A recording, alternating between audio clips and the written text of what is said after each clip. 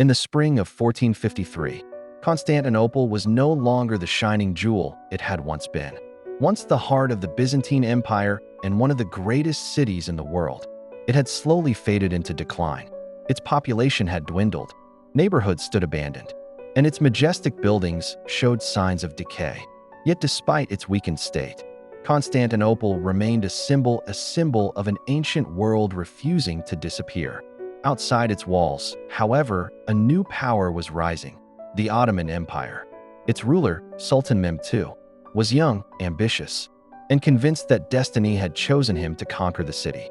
To him, Constantinople was not just a strategic target, it was the fulfillment of a prophecy. He believed that by capturing the city, he would open a new chapter for his empire and secure his place in history. In April 1453, after months of preparation, Mehmed marched toward Constantinople with an army of approximately 70,000 men, elite janissaries, archers, cavalry, engineers, and artillery units.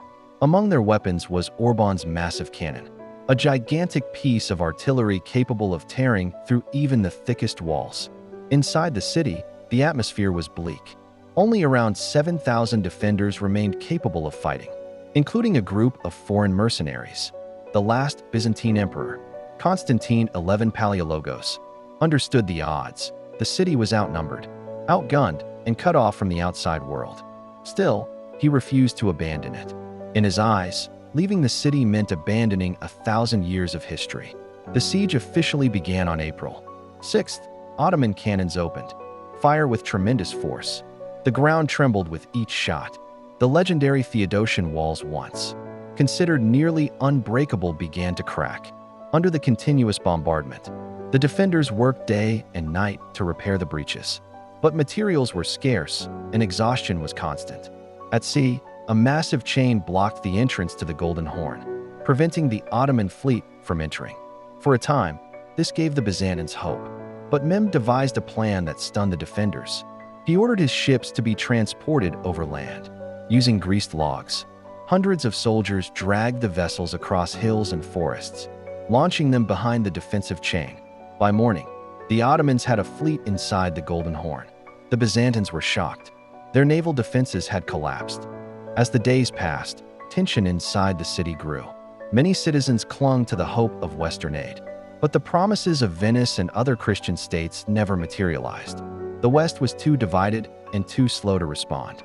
Emperor Constantine XI walked the walls daily, encouraging his soldiers, sharing their hardships, and assuring them he would fight beside them to the end. His presence inspired many. He was not a distant ruler hiding in a palace. He was a commander willing to die with his men. On May 28th, a blood-red moon rose over the city.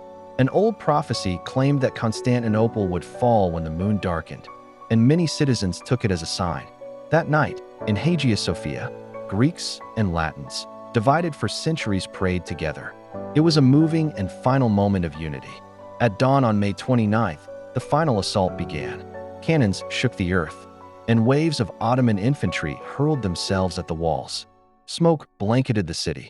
Amid the confusion, the small Kirkaporta gate was captured by janissaries, perhaps left open by mistake. Through this tiny opening, Ottoman forces surged inward.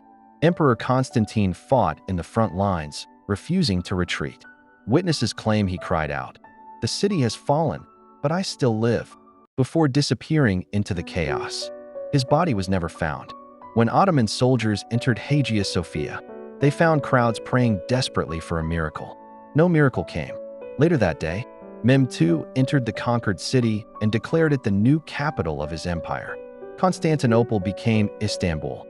The fall of Constantinople marked the end of Byzantium, but the beginning of a new Ottoman era. It was a turning point. One world ended, another rose. And though the walls had fallen, the city's story continued, weaving together centuries of history into one extraordinary tapestry.